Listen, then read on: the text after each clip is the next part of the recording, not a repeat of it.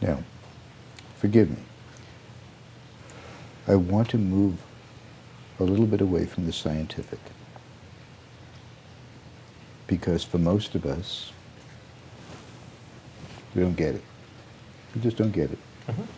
Presumptive on my part. I mean, I don't get it, but maybe other people do get it. But I know that when I talk to people in terms of the humanity factor, I reach them closer to their hearts. Mm-hmm. And then they take that and they open a book and learn.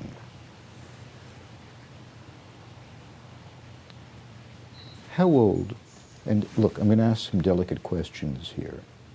And if you feel at all uncomfortable with anything that I ask, you just say to me, I'd rather move on. It's just fine, okay? Just understand where it's coming from. I met Hannah's older sister, who's an absolute sweetheart. Oh, thank you. Absolute sweetheart. She tells me she wants to be an actress and she wants to be a singer. You're going to And, represent. if I'm around, No, she's looking for representation. she needs a consultation. Elliot, I have a business for you.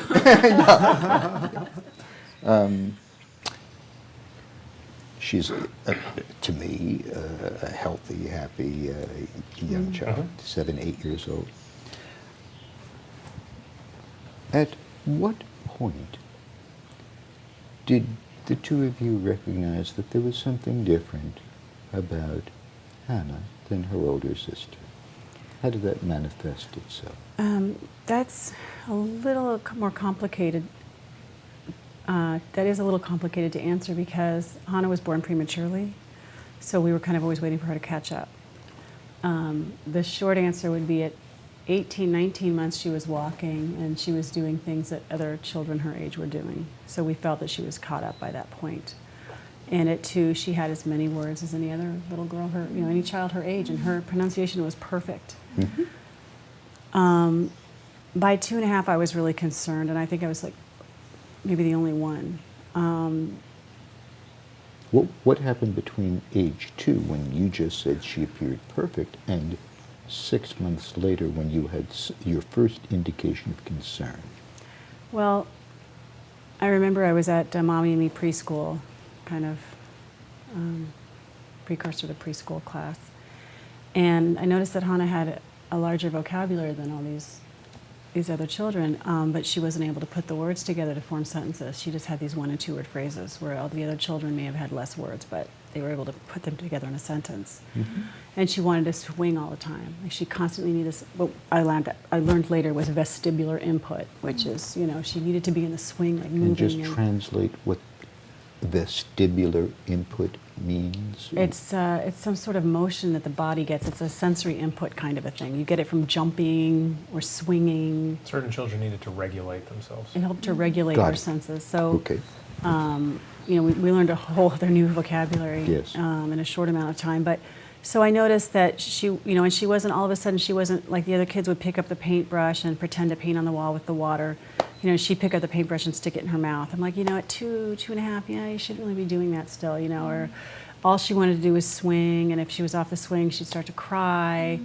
And, I just says, I would be taking pictures of my daughter, both my daughters and other children, and I'd say, okay, everybody smile, and everybody would look at me and smile, and Hannah would be like this. I'm like, oh my God, where? And I remember that first feeling of panic, like, oh my God, I'm losing my girl. Where did she just go? That was the first thought that went through your mind. I'm losing my girl. Yeah. And that process took place in a 6-month period, the detachment. I remember the day. When I was, I remember where I was. I was upstairs in the study. I remember exactly where I was. What'd you do?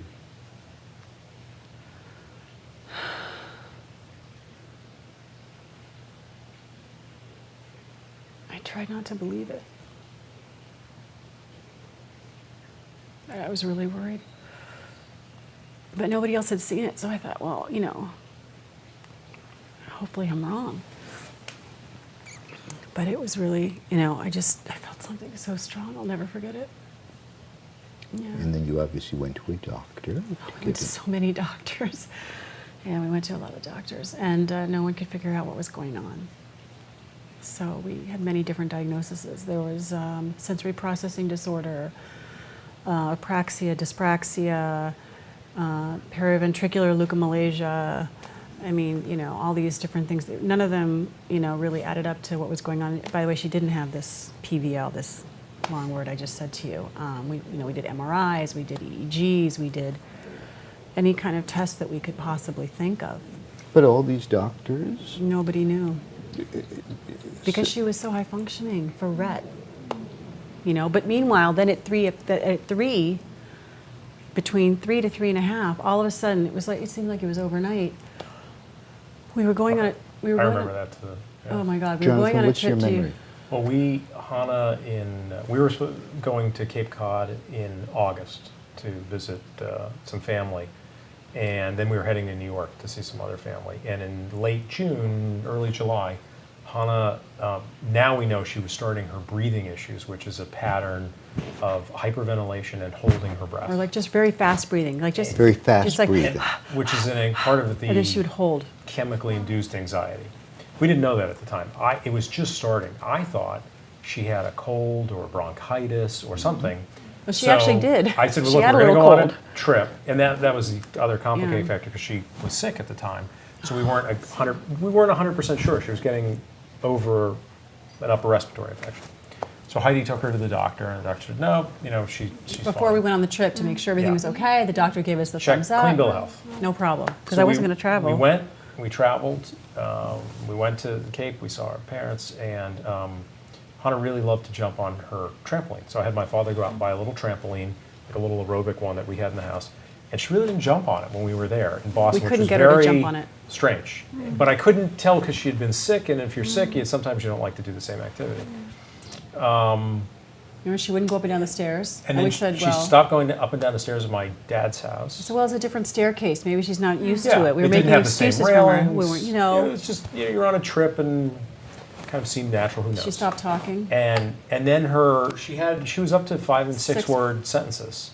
And then during that week, One word. she dropped down to 1 word 2 words at utterances. most. And it was very During- tough for her to talk. A week. During 1 week. 1 week. 1 week, One week. she went from the developed vocabulary of a 3 or 3.5-year-old Mhm.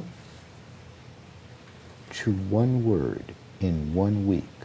And We thought even she was those 1 sick. and 2 word utterances were very difficult for her to muster. I could And the physically see her hyperventilation was getting worse. She'd struggling. stop walking up and down the stairs. There was no jumping on the trampoline. And then, remember, she started gagging then- on her food? And then she started gagging on her food, which is also a RETT She dropped issue weight? because the control of the muscles in the jaw and in the throat.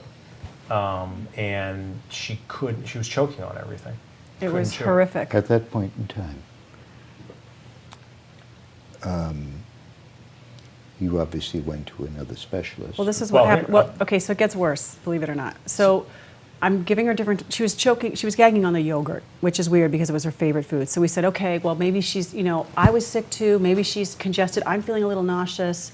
Maybe she's congested like me. She shouldn't have dairy. So we were just giving her little bites and, we were leaving home for the next day. So I said, okay, we've got to get her to the doctor as soon as we get home. Well, the morning we're leaving, we're late for the August airport. 16th. We're late for the airport. Jonathan's getting the remember suitcases exactly. together. We're literally walking out the door to catch the plane. And I see Hannah start to shake like this. Her left hand started trembling. And she collapsed to the ground. Her legs gave out. We And- scoop her up. We hop on the plane. We get back. We take her to a doctor immediately. They take a blood test. They said, she seems anxious, but, we don't know. Then they called us. They didn't like the results of the blood test. They said, get her to the ER. They wouldn't tell us what it was. Yeah. We took her to the emergency room, and she was there for 2 days. And then I told them everything I'd ever noticed about her because I was so fed up. Nobody had ever been listening to me this whole time, and that's just how I felt. I felt that the medical world was very arrogant, and they weren't taking me seriously. And these, younger doctors, these interns, residents, they were asking me all these questions about her, and I just told them everything. How at 4 months I thought she was about to roll over, and then she didn't do it again until she was like 7 months, and how I saw her eating with a spoon when she was 8 she's eating months with a old. spoon. Now she doesn't even eat with a spoon, and all these different things. And she just began to wring her hands. So he said, well, we want to test her for something. Mm-hmm.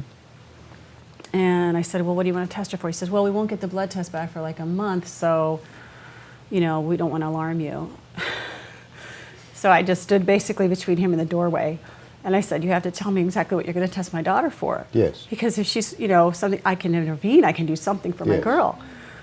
And he said, RETT syndrome. And I said, oh, no, that's a bad one. She can't have that. I'll take autism back, And I'd read about it a while back, and I remember at the time I was thinking, thank God she doesn't have this. Those parents, I'd kill myself if she had this, thank God. It's so horrible. What you read about RETT syndrome is like basically, plan a funeral. So I went on the web, I read all about, very quickly, I don't remember seeing anything. I remember there was a computer, I just pushed everybody out of the way, I Googled it, I read the classic symptoms. I remember I literally sweat through my shirt entirely. I called you up and I couldn't even speak. I was just sobbing. Mhm. I don't even remember. Did somebody take the phone for me or? I don't even remember. You learned what Hannah was suffering from, Well, what we thought. what The doctors thought, I what should you say. What thought they thought. They thought they during ruled the everything out. 30-day period that you're waiting for these tests to come back. I knew it. So we called our developmental pediatrician. She said, no, there's no way she can have that. I had this horrible feeling in the pit of my stomach that she did. He thought, no, she can't have it also. I went to the doctor, I took Hannah. She said, let me just look at her one more time. So that was a Thursday we got out of the hospital. On Friday, I took her to see the developmental pediatrician. And she got out, she says, hold on, I want to videotape her hands right now. And I knew it. Because she didn't say, what are they talking about? She said, can you just, I'll be right back, I want to videotape her hands. And I knew right then and there. I knew.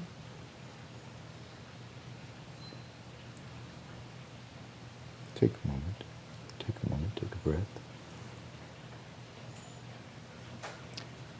Because up to this moment, you had obviously had your suspicions. And when you were in front of the screen and saw the symptoms on the internet,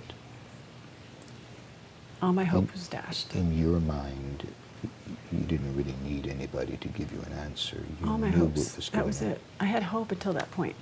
And then when this doctor said, want to videotape the hands, that was clearly the confirmation of your most dreaded fears. A really tough question that I'm almost hesitant to ask, but it just needs to be expressed.